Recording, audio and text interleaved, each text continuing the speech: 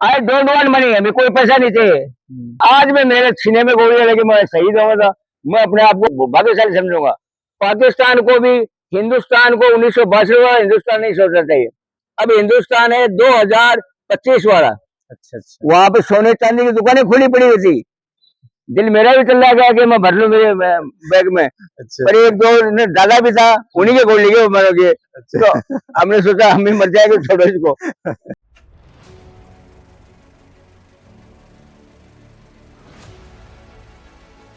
नमस्कार।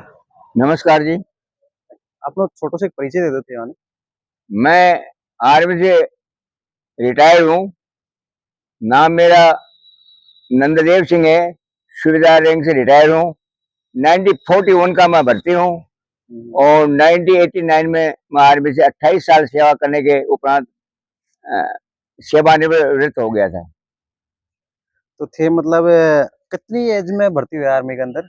मैं 17 साल 111 दिन का आर्मी में भर्ती हुआ था। अच्छा, और कैडे से भर्ती हुए थे? भर्ती नवलगढ़ पोदार कॉलेज मैदान में गया था। मेरे को और ही काम, भर्ती वाले आए थे जाट रेजिमेंट सेंटर बरेली से। मेजर गणपत सिंह होते थे गंगानगर के। अच्छा अच्छा। वो दो सूबेदारों को लेकर के आए थे यहाँ। उस टाइम इतना नहीं होता था ये। अच्छा। तो वहां मैं भी खड़ा हो गया, दौड़ कराई। उस दौड़ में मैं प्रथम स्थान पर आया। मेरा नाई मेडिकल किया, उन्हें हाथ पकड़ा, अलग निकाल लिया और मुझे ले गए बरेली। वो काफी लड़के भर्ती किए थे उन्होंने, और वहां मैंने एक साल ट्रेनिंग की। सिपाही बनने के बाद में मुझे जाट रेजिमेंट की यूनिट में फर्स्ट जाट, जिसका नाम है प्रथम जाट लाइट इन्फेंट्री, उसमें भेज दिया गया। मेरी यूनिट थी बारामूला, श्रीनगर से आगे कश्मीर में। वहां मात्र हम 5 दिन रहे। हमें आदेश मिला कि चाइना बॉर्डर पर जाना है, चाइना हमारे देश पर हमला कर रखा है। हमें फौजी गाड़ियों में श्रीनगर लाया गया। वहां से बड़े जहाज थे वो अमेरिका के, AN-12 है। उनमें एक कंपनी कंप्लीट 130 आदमियों को सामान सहित, बिस्तर से, घोड़ा बारू से बैठाया उसमें। और हमें हिंदुस्तान का नहीं, पूरी दुनिया का जो सबसे ऊंचाई पर हवाई अड्डा है चसोल, 14,130 फीट की हाइट से, वहां ले जाकर उतार दिया हमें। वहां से हमें अलग अलग टेकरी में भेजा गया और 3 दिन बाद में चाइना ने सीजफायर कर दिया। हमारा इतना नुकसान हुआ, मात्र 3 जवान हमारे जरूर शहीद हुए थे वहां मेरी यूनिट के। हमारे राइट में एक 5 नंबर जार थी, उसका काफी कैजुअलिटीज हुई। एक हमारे सामने थी 13 कुमाऊं, उसमें यादव कास्ट के थे कंप्लीट। उसकी कमांड कर रहे थे मेजर शैतान सिंह, जो राजस्थान से बिलोंग करते थे, जिनको बाद में मरणोपरांत परमवीर चक्र से सुशोभित किया गया भारत सरकार ने। वही कमांड कर रहे थे। उन्हीं के बाई तरफ, जिसका नाम गुरुंग, एक गोरखा की गोत्र होता है, उसके नाम से हमें फौजी बताते थे, गुरुंग हिल। उसमें से 5 फर्स्ट गोरखा, उनका काफी नुकसान हुआ, 50 से ऊपर कैजुअलिटी हुई। परंतु उस जगह पे हमारी कमांड कर रहे थे ब्रिगेडियर TN रैना, जो बाद में जाके हिंदुस्तान के chief of the army staff है। वो खड़े हो गए। उन्हें हमारे पास पुराने जमाने के जो अंग्रेज छोड़ गए वही गने थी, जिसको बोलते थे 25 पाउंडर। उन गनों से फायर करवाया। ब्रिगेडियर साहब खड़े हो गए खुद, गैप एक ही था, दोनों से ऊंची पहाड़ियां थी, बर्फ से ढकी हुई थी। उससे चाइनीज को आगे नहीं आने दिया। नुकसान जरूर हो गया हमारा, बाकी आगे 1 इंच भी नहीं आने दिया। एक जो कुमाऊं रेजिमेंट का जो मेजर शैतान सिंह था, हाँ, तो वो भी टाइम 62 किलो टाइम था साथ में। हाँ, तो कभी मिलनो हो या फिर यूनिट दूसरे से उनकी कुमाऊं था, उसका 13 नंबर था। 13 नंबर को अंग्रेजी में बोलते हैं 13 कुमाऊं की एक कंपनी की कमांड गए थे शैतान साहब। अच्छा। और उनके गोलियां लगी पेट में, 20-22 गोलियां निकल गई थी। उनको 2 जवान पकड़ के वहां टेकरी से नीचे, प्लेन भी है, हालांकि हवाई अड्डा 14,000 फीट पे, वहां कोई सैकड़ों किलोमीटर प्लेन है। वहाँ एक झील है, वो जमी रहती है बारू में, उसमें से फौजी गाड़ियां जाती, झील पे जाते थे। जवान नीचे ले आए थे जिंदा ही को उनको। तब उनको बताया पीछे जाके ब्रिगेड में, बताओ मैं जिंदा नहीं रह सकता, तुम भाग के ब्रिगेड को बताओ कि हमारी कंपनी पूरी कट चुकी है। क्योंकि 30 कुमार की मेजर शैतान साहब जो कमांड करते थे, वो कंपनी लगभग करीब कैजुअलिटी हो चुकी थी, खत्म हो चुके थे। एक कंपनी में 100 जवान होते हैं, वैसे कंपनी होते हैं 130, तो 57 जवान गोलियों से शहीद हो चुके थे। काफी कैजुअलिटी थी उनकी। तो बहुत तो मेरे साहब ने जवानों को भगा दिया, वो वहीं पड़े रहे कि तुम जाके ब्रिगेड में बताओ कि हमारी कंपनी कर चुकी है और कंपनी की तरफ दुश्मन आ चुका है। तो मतलब एक मैं जो चाइना वॉर के अंदर थारों के एक्सपीरियंस जुड़ा है, मतलब कितना दिन तक चले वो और थारों के एक्सपीरियंस रिव्यू करना था। साहब मैं तो उस टाइम बिल्कुल नया जवान था, मुझे कुछ ज्ञान नहीं था। आज तो उम्र के लिए आए, उम्र के मैं आके पढ़ा रहा हूँ, अब तो मेरी घंटी बजने वाली है। मैं तो अभी सोच रहा हूँ, अभी मुझे कल परसों ऑपरेशन सिंदूर सिंदूर मैंने वॉलंटियर कहा था, हमें सरकार से जैसे पैसा नहीं चाहिए, हमें बॉर्डर भेज दे। आज भी हम हथियार चलाने रहे, जो हथियारों में पाएंगे तो इन्फिनिटी का हथियार होते हैं, 106 आरसीएल गन होती है, 81 मोर्टर होती है या राइफल होती है, नॉर्मल बात है। सेकंड है कोई भी हथियार जिसको मैं चला सकता हूँ देके बॉर्डर पर चला दो। और आज में मेरे सीने में गोली लगी, मैं शहीद होगा, मैं अपने आप को भाग्यशाली समझूंगा। क्यों, यहाँ पे 6 शहीदों की मूर्तियां लगी हुई है मेरे पीछे, इनके बगल में मेरी मूर्ति लगेगी तो मुझे बड़ी खुशी होगी मेरी आत्मा को।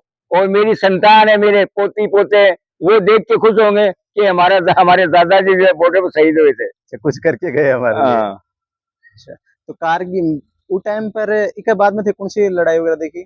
1962 का मैं तो क्या बताऊं, क्योंकि उतना ही बता सकता हूँ जो मैंने देखा है, और तो गप मार नहीं सकता।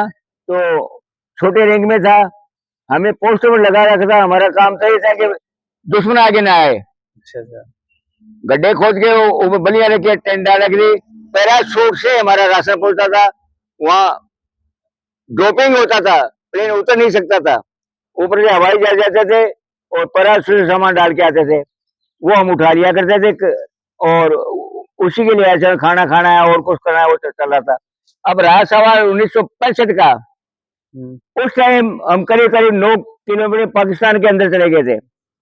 अमृतसर सेक्टर, अमृतसर उड़ी तरफ 18 मील और लाहौर पाकिस्तान के तरफ है, वो भी इतना ही दूर है। तो दोनों देशों में फ्रैक्चर थे वहाँ, पर इधर पाकिस्तान का उर्ली तरफ हमारा हिंदुस्तान का। तो वहां पे जितने थे उनके सैनिक, उनको या तो मार दिया था या कुछ भाग गए थे पीछे। एक थाना आया था हमारे सामने, उस थाने वालों को कुछ सिपाहियों को मारा और कुछ भाग गए थे। और 9 किलोमीटर आगे जाके पाकिस्तान ने एक नहर बना रखी, उसका नाम है छोगिल, उसमें करंट छोड़ रखा है उन्होंने। अच्छा। और करंट ना भी होता तो हम उसको पार नहीं कर सकते थे, कि हमारे पास ऐसा औजार नहीं थे कि नहर को पार किया जा सकता। वो नहर सिंचाई के लिए पाकिस्तान के, वो हिंदुस्तानी फौजों को रोकने के लिए बनाई उन्होंने। अच्छा अच्छा। पक्की नहर बना रखी है, पर उसमें 400 वोल्टेज के मोटे मोटे तार डाल दिए थे। अब तो इंडिया के पास में तैरने वाले टैंक भी आ गए हैं। इक्विपमेंट तो वो रशिया का है भाई, वो तैर के जा सकते हैं पानी पे। 100 मन वजन ऊपर रख दो तो वो टैंक खुद में भी उसमें 13 टन वजन है, पर वो तैर के आराम से पार कर सकते हैं, आराम से निकल जाएगा। हाँ, पर उस टाइम हमारे पास ये साधन नहीं थे। 1962 में हमारी हार का मुख्य कारण तो ये था कि हमारे पास हथियार वो ही थे जो अंग्रेज छोड़ के गए थे। तो डिवाइडेशन में कुछ तो बंटवारे में पाकिस्तान के हिस्से में चले गए, बचे हम लिए बैठे थे। एक 303 राइफल जो कल तक पुलिस के पास हुई थी, अब तो पुलिस को इन्होंने 7.6 SRR दे दी है। बाकी उस टाइम पुराने हथियार थे, टैंक भी पुराने थे, और वहां तो टैंक जा ही नहीं सकते। अब तो टैंक लेके पहुंचे इंडिया वाले। उस टाइम सिर्फ पहले सेना ही वहां जा सकती थी, क्योंकि गन भी नहीं जा सकते। वो 25 गने भी कोई वॉलंटियर पायलट था, खुलवा के और गन उसको तोप को वहां ले गए थे हवाई जहाज से। अब तो वहां इन्होंने 50 टन वजन वाले टैंक भी वहां चढ़ा दिए हैं, जहाँ 6 सिपाही या 9 आदमी के एक सेक्शन होती है, उस जगह पर टैंक रख दिए उन्होंने ले जाके। अभी तो बहुत अच्छी तैयारी है हमारी, अभी आगे नहीं हो सकता। अभी पाकिस्तान को भी हिंदुस्तान को 1962 वाला हिंदुस्तान नहीं सोचना चाहिए। अब हिंदुस्तान 1996 वाला नहीं है, अब हिंदुस्तान है 2025 वाला। 25 वाला। हाँ। तो सारी इतनी सर्विस रही, कितना के मतलब आतंकवादी वगैरह मारा था। मैं एक आतंकवादी नहीं कर सकता आपको मेरे हाथ से मारा, झूठे पढ़ाई करे क्या फायदा। अच्छा अच्छा। मैं गप मार दूं कि मैंने 17 मारे, ये गलत है। गोलियां जरूर चलाई, बाकी ये कहना बहुत ही मूर्खता होगी कि मैंने 17 आतंकवादी मारे है, या 17 पाकिस्तान के हमारे दुश्मन मारे, या 21 जो है चाइनीज मारे। फायर जरूर किया है, बाकी एक भी गोली मैं नहीं कर सकता, वो मरा है मेरे सामने। अच्छा अच्छा। मैं वैसे आप सीधा नहीं कह सकते इतना मरे हैं कोई। बाकी तो देखो जी, खेतों में लड़ाई हुई है, घरों में लड़ाई हुई है, और लाठियां चले वहाँ जलेबी थोड़ी मिलेंगे। सही बात जहाँ लाइट हो लगे वहाँ भी खून आएगा, सर फूटेंगे। है, सही बात हाँ, तो देशों की लड़ाई होती है, जहाँ हथियार बड़े बड़े हथियार चलते हैं वहाँ नुकसान होगा, आदमी मरेंगे। है। तो 65 की लड़ाई में थारी पोस्टिंग कटे भी टाइम पर? पैसे की लड़ाई में हमारी यूनिट से बाघा बॉर्डर बोलते हैं, आज वो बाघा ही है।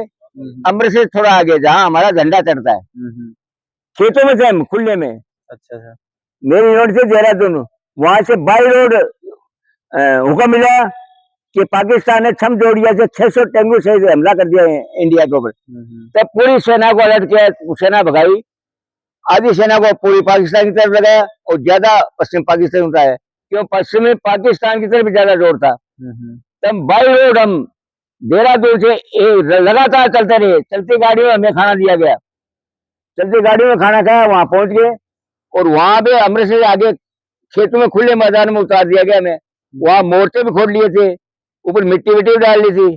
फिर अटैक यहाँ चालू हुआ, तब खुले में आ गए हम भी, खुले में आ गए। तो आगे पाकिस्तान के जो वो बॉर्डर पे छोटे मोटे को थाना माना ऐसा, वो कुछ तो भाग गए, कुछ को मार दिया उन्होंने।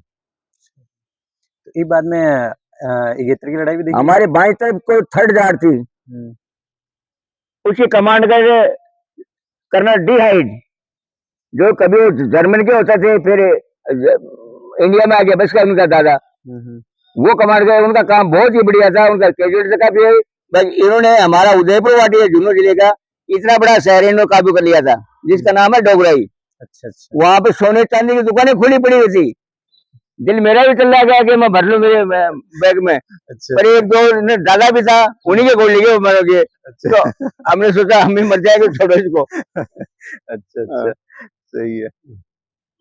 वो एक घर में घुसा, मैं डर के मारे, हवाई जहाज आ गया, बिछड़ गए थे, प्लेन आ गया पाकिस्तान का बम गिरने वाला, डर के भाग के घर तक कच्चा घोड़ा, दो तो घोड़ियां बंधी हुई थी, शानदार घोड़ी, आज वो घोड़ी कई कई लाख रुपए की। वो खिचड़ी पकड़ी थी, तो खिचड़ी खाने के मेरी बदले गया, खिचड़ी खा लूं मैं।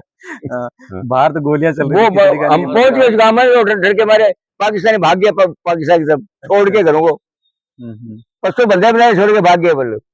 उनको खोला इंडियन आर्मी ने या सिविलियन को बुलाया वहां से, वह खोल के ले जाए उनको, पशुओं को। तो बड़े अमल पाकिस्तान का एरिया में कितना टाइम तक रिया थे? उसके बाद में मोर्चे खोद के वहीं रहे हम 1 महीने तक, जब तक फैसला नहीं हो गया।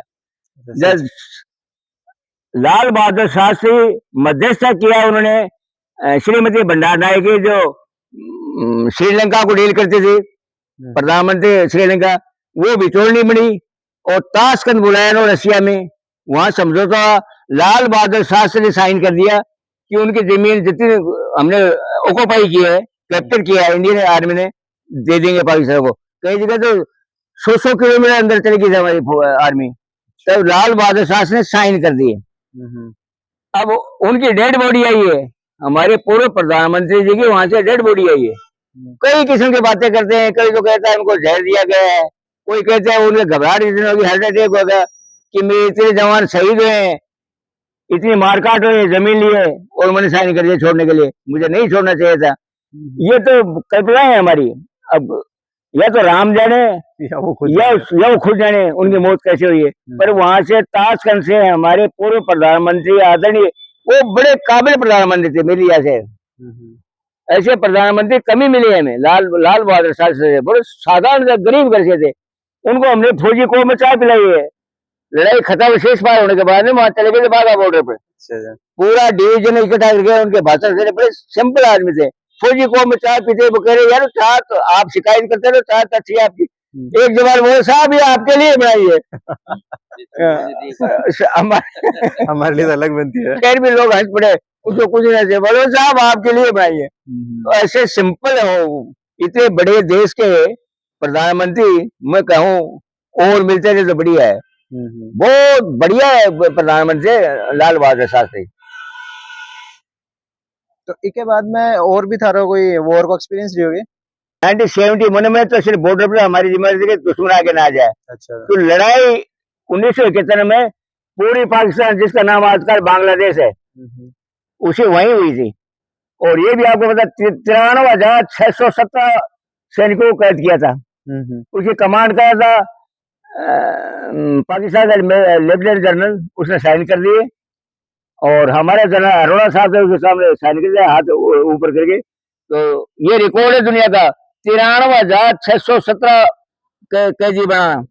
इतनी बड़ी फौज ने हाँ सरेंडर किया हो। हाँ। तो जम्मू में जो इंसर्जेंसी के खिलाफ भी दी था ड्यूटी वगैरह? नहीं नहीं, सिर्फ 2 या 4 दिन ही रहे जम्मू में, उसको बोलते हैं ट्रांजिट कैंप। हम्म, आगे लद्दाख में 2 साल इन्होंने तो छुट्टी आती था, ट्रांजिट कैंप में हाजिरी देनी पड़ती थी। हम्म, और फिर प्लेन का जब भी नंबर पड़ता, हवाई जहाज जाना पड़ता था, हम्म, तो वहां तो बस ट्रांजिट कैंप में खाना खाया, वैसे नौकरी नहीं की मैंने जम्मू में। अच्छा, तो रिटायर कब हो जाते हैं? रिटायर हुआ 1989 में। अच्छा, तो 89 के बाद में थे कारगिल वगैरह वॉर भी देखे है। तो कारगिल देखियो, अभी थोड़े दिन पहले ऑपरेशन सिंदूर देखियो, तो कभी आज इच्छा को नहीं हुआ कि वापस आर्मी में जाने की? मैं आपको पहले भी कह चुका, हम्म, जब ऑपरेशन सिंदूर चला इसी जगह जहां आज बैठा हूँ, सही सार्वजनिक प्रांगण में, हम्म, मैंने कहा सरकार हमें बुलाए, तो मैं कह रहा हमें आई डोंट वांट मनी, हमें कोई पैसा नहीं चाहिए, हम्म, ये भूखे ना मर जाए, रोटी रोटी दे दो, हम बॉर्डर पे जाके लड़ने के तैयार हैं। बड़ाई नहीं कर रहा हूँ, कभी परीक्षा दो आप मेरे को, हाँ, बताओ आगे साधन जरूर दे दो, जी में बैठा के मेरे को बॉर्डर पे ले छोड़ दो, मेरा मैं जानता हूँ हथियार दो तो चलाएंगे, भले हम शहीद हो जाए या जिंदा आ जाए, किसके दिल में नहीं आएगा देश के लिए। देश के लिए। हर सैनिक के, मतलब पूर्व सैनिक हो, ये पुराने कवियों ने जो बातें कही गलत थोड़ी है। जो भरा नहीं है भावों से बहती जिसमें रसधार नहीं, वो हृदय नहीं है पत्थर है जिसमें स्वदेश का प्यार नहीं। हाँ, जिसमें देश के प्यार नहीं है, वो तो आदमी इंसान थोड़े, वो तो भैंस बराबर है। और भैंस भी अच्छी है, उसे तो दूध देते और गोबर करते, खेत में खाद हो जाए। तो आज जो अफा मतलब एक झुंझुनू का पोसाना गांव में हम बैठे हैं, हाँ। तो आज मतलब एक ही छत के नीचे 6 शहीद की जो प्रतिमा लाग रही है, तो मतलब थे मतलब कब सोची कि आज मतलब ये सारी जो सारा शहीद एक ही छत के नीचे ले आवा पाए? इसका श्रेय मैं दूंगा आदरणीय प्रेम सिंह बाजौर साहब को।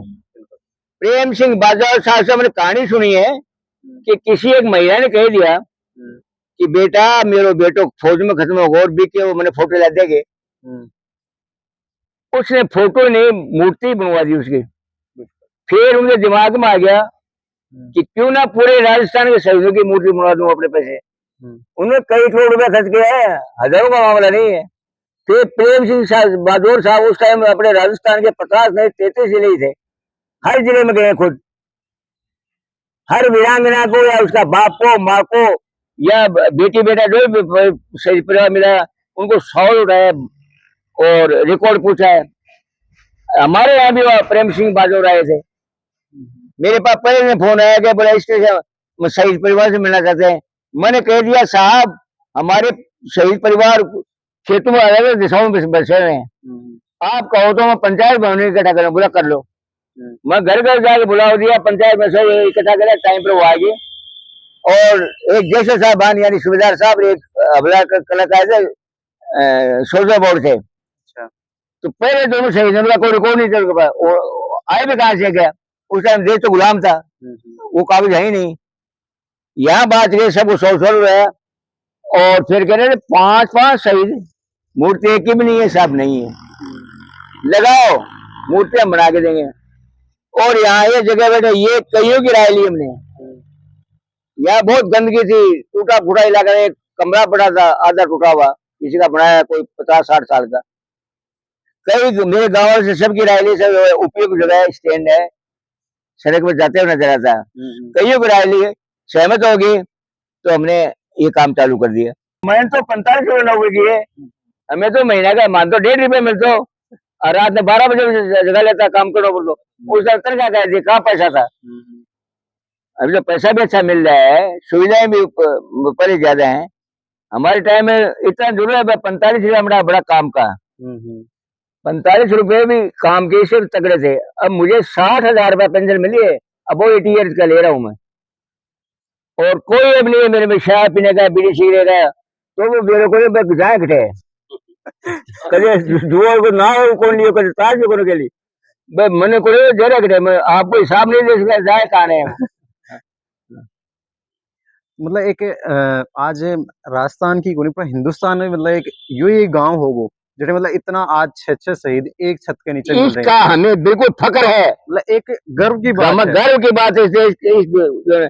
पूरे हिंदुस्तान में आप चक्कर लगाए हो, एक छठ के सही तो ये गांव के 10-12 भी हाँ, हैं, खूब मिलेंगे एक गांव के छत के 17 नीचे भी हैं, नहीं है वो लेकिन। मुस्लिम है, मुस्लिम मूर्ति पूजक नहीं होते, उन्हें सिर्फ नाम प्लेट लगा रखे हैं।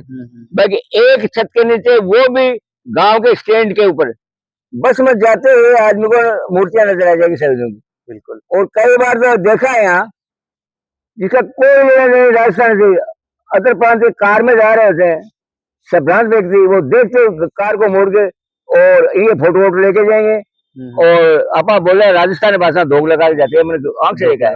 हाँ, जो राजस्थान से ताल्लुकात नहीं देखते, गाड़ी में नजर आई कार उनकी रुकवा के आगे रोक के और सामने माथा टेक के जाएंगे वो। बिल्कुल। और माथा तो गांव वालों को टेकना चाहिए। बाजौर साहब ने अपने भाषण में कहा, सही कहा भाई, देवी माता ने आप देखी है ये, बालाजी ने हनुमान जी देखे थे, हम तो देखे आप, हाँ, तो देखिए बिल्कुल। आपने तो अरे देखा है जो जीते जाते सही थे। हाँ, तो जब भी ब्याह के लाओ, इस गांव में है भी परिपाटी, शादी करके लाते हैं वो दो खुआ के ले जाए, ब्याह के लाओ बिजनी का और बिजनी का दो खुआ के ले जाए, ये होना भी चाहिए। आज मतलब थे भी इतनी साल की सर्विस दी नहीं आर्मी में, मतलब एक कठिन कड़ी की चीज यह चीज लागे कि मतलब आज एक फौज ने या फिर जो शहीद वगैरह हैं बानी सिर्फ 15 अगस्त या 26 जनवरी के दिन ही ये कुछ याद रह जाए, मतलब बाकी टाइम के लिए मतलब बानी याद गुन जाए, मतलब देशभक्ति मतलब कुछ टाइम के लिए याद आवे है लोगों ने। तो एक बार हम क्या बताओ चाहोगे? ऐसा है जी, ये हमारी कमजोरी है, उस कमजोरी में भी शामिल हो सकता हूँ, हालांकि मैं तो नहीं हूँ, मेरा बड़ी दिलचस्पी है कुछ सैनिक हो गए। बाकी पहली कमजोरी तो मिलेगी शहीद परिवारों की। अब उनके बेटे भी नहीं है, उनके पोते हैं कि हमारा दादा शहीद हुआ था, दादे के नाम से बहुत कुछ हुआ है। ये जिम्मेवारी उन पोतों की आती है कि अपने दादे ने सीने पे गोलियां खा के देश के लिए जान दी थी, उसको हम याद करें। ये कमी विशेषकर परिवारों से चालू हो जाती है, इसके परिवार कमजोरी दूसरे में आ जाएंगी। बाकी साल में कम से कम शहीदों को गांव इकट्ठा होकर एक दिन याद करे, उनके नाम से कोई अच्छे देशभक्ति के भजन करवाएं, छोटे बच्चों को गेम करवा के उनको इनाम बांटे। ये सारी जिम्मेवारी गांव वालों की होती है, और वो जिम्मेवारी हम पूरी भी करते हैं। इस गांव में तो की है हमने, गेम करवाना, भजन भाव करवाना। और आगे तो मेरा राय में और मना भी लूंगा सबको, हम एक ही दिन क्यों शहीद, इनके मतलब शहीदों की तारीख अलग अलग है, उनके जन्म अलग अलग है, तो अलग अलग ये बातें हैं, मेरा मनाओ आप अलग है, पर एक दिन 30 जनवरी शहीद दिवस है, उस दिन हम चाहते हैं कि एक दिन इनका प्रोग्राम हो, बिल्कुल सबका एक साथ प्रोग्राम, और उसने गांव के बच्चों को पहले अनाउंसमेंट कर दें, इनकी खेल खाल करवा दें। यहाँ महिलाओं का गेम भी करवाया हमने, मटका दौड़ करवाया महिलाओं से, और रस्सा कसा महिलाओं करवाया था, सासू एक तरफ बहू एक तरफ, ऐसा करवाया हमने। तो इस साल में चाह रहे 30 जनवरी को, छोटा गाँव है, शहर तो यहाँ नहीं, फंक्शन करवाएंगे, भजन भाव करवाएंगे, और वो फंक्शन करेंगे 30 जनवरी के। बिल्कुल, मतलब एक शहीदों को याद करने का एक अच्छा जरिया मिल जाएगा। हाँ, और सबको एक साथ याद किया जाए तो मतलब एक बड़ा योगदान रहेगा गांव जी, होना भी चाहिए। 2 साल पहले मैंने आपसे निवेदन किया ना कि पत्रिका समूह है, झुंझुनू की पत्रिका समूह, उसके वो चीफ एडिटर है झुंझुनू के, वो भी आए थे साथ में, मेरा भी इंटरव्यू लिया साहब ने।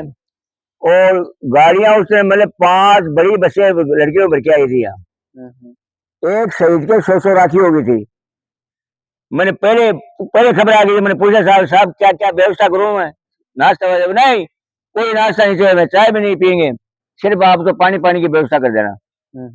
तो उन्होंने हमारी कोई चाय भी नहीं पी, बनवा ली थी मैं, यहाँ सामने दुकान है, पर नहीं पी उन्होंने, पानी की व्यवस्था हमारा फैसला कर दिया। लड़कियां आई, राखी बांध गई, 2-4 भारत माता के जयकारे बोल गई। आज के मतलब आज को यूथ अगर देखी जाए तो मतलब एक कुछ मतलब नशा पता के रूप में, कुछ मतलब एक गलत लाइन पर जा रहे हैं। तो मतलब बान एक थे कि एक सैनिक होने के नाते कि मैं बिल्कुल आपकी बात से सहमत हूँ। छोटा यूथ, उसके जातिवादी तो अब कोई है ही नहीं। हाँ बिल्कुल, मैं कोई कहूँ कि मैं जिस जाति से मारला बिगड़ जाए, बिगड़ेगा सेका ही अभी छोड़ के अलग। सही है। ब्राह्मण पहले मांस को नाम को लिया करता, मैंने मेरी आंख से ब्राह्मणों को लड़कों मांस खाते देखा है, मैंने खुद नहीं देखा प्रक्रिया, मैं खुद मांसाहारी नहीं हूँ, नहीं मैं डेंगू बाकी मैंने देखा है, मैंने पूछा भी एक मेरे भाई से, अरे तारा तो ऐसा मैंने बामना कैसे लगा गुड्डा की बात बोले बामना का मैं यार है तो हाथ ही बड़ा मोटा मोटा उठा रहा कहीं। हाँ, तो वो सारा मामला हो गया। अब मैं तो ये कहूंगा बच्चा बिगड़ जाता है पहले शुरुआत होती है घर से ही। दादा पोते को जरा थोड़ा 50 रुपये ले जाए पौ लिया दादू को 2-3 महीने पोता सेवा करेगा दादा लाके देगा ले दादा ले ले 1-2 महीने के बाद पोता सोचेगा दादो रोजने का पौ मंगा दी कि मां कोने को गुण है।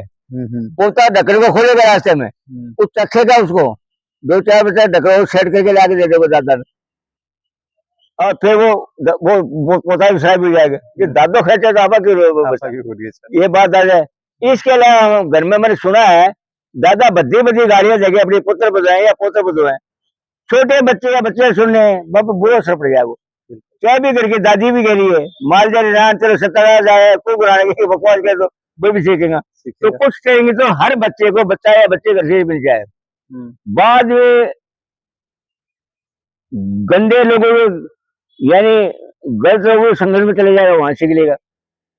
और एक बार पक्का हो जाने जो संघर्ष सीखने 18 साल से पहले पहले सीख ले बाद में जड़ पाखी हो जाए पेड़ वगैरह भी पेड़ ने दूसरी जगह लगाना मुश्किल हो जाए लगा भी दोगे तो जड़ पनपे नहीं वो हरा भरा नहीं होगा। हाँ तो मतलब के सुझाव देना चाहोगे थे? मैं तो अभी भी दे रहा हूँ मेरे घर में मेरे 5 पोते हैं मेरे 2 पोती हैं मैं हमेशा उनको ये कहता रहा हूँ कि एक तो मतलब नशा पता नहीं सीख रहा कहीं भी। देखिए 2 पोता मेरा तो मतलब अर्ध सैनिक बना नौकरी कर रहे हैं एक की तो 10 साल नौकरी 2 महीने पहले ही भर्ती हो गया है। हो सकता है 24 में पीते होंगे मेरा तो कोई पोता बीड़ी से 1 रुपये नहीं कोई पत्ता वत्ता खाया। पत्ते खाने वाले को मैं कहा करता हूँ अरे बेवकूफो पैसे दे के चीज जाओ और पाछे खा छूटा खा जाएगा पेट में ले जाएगा। हम दाल रोटी खाते हैं मुंह में लेकर के चिकल के पास बाद में बताओगे भी पेट में ले जाओ इन्हीं पेट में ले जाया करो थूका मत करो भाई। बढ़िया बिल्डिंग है करोड़ों रुपए की बस थूक थूक के भरा की है। अब तो कंट्रोल हो गया ऐसा मत जो राजस्थान का नंबर 1 हॉस्पिटल है उसकी गलियां 20-25 साल तक है सारे किनारे जो है सीढ़ियां हैं लाल कर रखा थूक थूक के लोगों ने दीवारों थूक देते हैं अभी भी कहीं है जूनों में देख लो अब कोई बड़ी बिल्डिंग जो सरकारी बिल्डिंग है जाके देखो कोने मतलब थूक थूक थूक के तो बहुत गंदी बात है। मतलब किसने सिखाया खासकर राजस्थानी आदमी को ये चीजें खानी नहीं चाहिए। बूढ़े वाले पहले अपनी तम्बाकू कूट के हुक्का पीते थे बस चने में कोई बिरला ही पीता था वो भी खेत में काम करने वाला। अब गांव तक पहुंच गया ये पुड़िया हमारी औरतें भी लुगाई बड़ी बिगड़ेगी बड़ी भी खा लगे। एक तो मेरे गांव में बिगड़ा लुगाई 40 पुड़िया खाई जाए बस 40 का मतलब 5 रुपए के 2 रुपए मोटा रहता कमाओ को खावा पुड़िया भी मामला गड़बड़ हो गया अब तो मतलब हमारा फर्ज है अपने परिवार पे कंट्रोल करें अपना करे भाई दारू वारू में कुछ नहीं है मत पिया करो वो परिवार ये भी नहीं सही रहेगा। मतलब एक था है कि मतलब जो बच्चों देखेगा वो सीखेगा तो आज अगर बच्चों देशभक्ति वगैरह कुछ अच्छी चीज सीखेगा तो भी मैं जाऊंगा अच्छी बात। मैं गलत काम करूंगा ना और इस गांव के मेरा पोते पोता इस गांव का कोई बच्चा देखा है वो भी कुछ उसकी धारणा है मेरे प्रति गलत ही होंगे और मैं अच्छा काम करूंगा या अच्छी बात बताऊंगा तो उनके विचार भी अच्छे होंगे। ये हमारा फर्ज है हमारी आने वाली पीढ़ी को हम अच्छे संस्कार दें अच्छी बात बताऊंगा। यदि वो हमारे सामने गलत काम कर रहा है दारू पे देख लिया हमने प्यार से समझाऊंगा मैं बेटा इनमें क्यों को मत पिया करे। अरे मैंने यार 28-30 साल हाँ पी है झूठ बोल रहा माँ पापा से बोले मैंने पी है 28 साल पर पीने वाली जगह पी ली अब उसको चलाने नहीं दी हमने और वो पीना भी जरूरी था वहां तक तापमान जहाँ -45 हो तो डॉक्टर दिलवाता दे देगी एक पैक गर्म पानी में वहां तो जरूरी है पर यहाँ कोई जरूरी नहीं है वो तो बॉडी को गर्म रखने के लिए यहाँ दाल रोटी खाया मजे से रहो शराब में कोई विटामिन है क्या। बिल्कुल। तो थे रिटायर कब हुआ? मैं 1989 में। और के पोस्ट रिटायर हुए थे? सूबेदार से। सूबेदार से। और कौन सी जगह से रिटायर हुए थे? मैं लास्ट टाइम मेरी पोस्ट थी हिसार से। वो डिवीजन ही मैकेनाइज है आर्मर डिवीजन। तो बी के बाद में मतलब आज थाने काफी टाइम रिटायरमेंट को हो, तो बी बाद में मतलब एक थारो के रूटीन रहे मतलब मुझे समाज सेवा के लिए या आपका फिर रिटायरमेंट मेरे 36 साल हो गए। अभी मतलब दे कोई मेरे 10 साल का बच्चा भी कुछ कर देता है ना, मैं उसके साथ जाता हूँ, उसका काम पूरा नहीं होता है तो मैं प्रयास करता हूँ। ये सरकारी काम है, साथ जाऊंगा, जो जिला हेडक्वार्टर का है या तहसील का है, मैं 5 साल का बच्चा है, कहेगा मैं मेरी ड्यूटी कर चुका। भाई मुझे जो कुछ करना चाहे, मेरा बेटी बेटा बह लिया, पोता बह लिया, पड़पोता मेरा खेलने लग रहे हैं, तो घर तो मैं फ्री हूँ। घर वालों ने मेरी बेल काट रखी है। हाँ हाँ, तो जितना मरने के बाद मैं सोचता हूँ कुछ तो याद करेंगे कि आज सुबेदार नंदे होता है हमारे काम आता हो। बिल्कुल इससे मेरा ध्येय है कि मैं कुछ जन सेवा करता रहूं, और की भी है मैंने। बिल्कुल। चलो साहब बहुत बहुत धन्यवाद थारो। आपका भी शुक्रिया था। आइंदा कभी हो आप मुझे एक दिन पहले सूचित कर देना। आपको पक्का सिपाही हूँ इंडियन आर्मी का, जगह बता दी वहाँ तैयार मिलूंगा। बिल्कुल आप शमशान घाट बता दो, वहां भी खड़ा मिलूंगा। बठे माला बूढ़ा न को कुब है ना, बठे खड़े हो बताओ, बठे खड़े हो मिल जाऊंगा। हाँ चलो ठीक है। अच्छा साहब।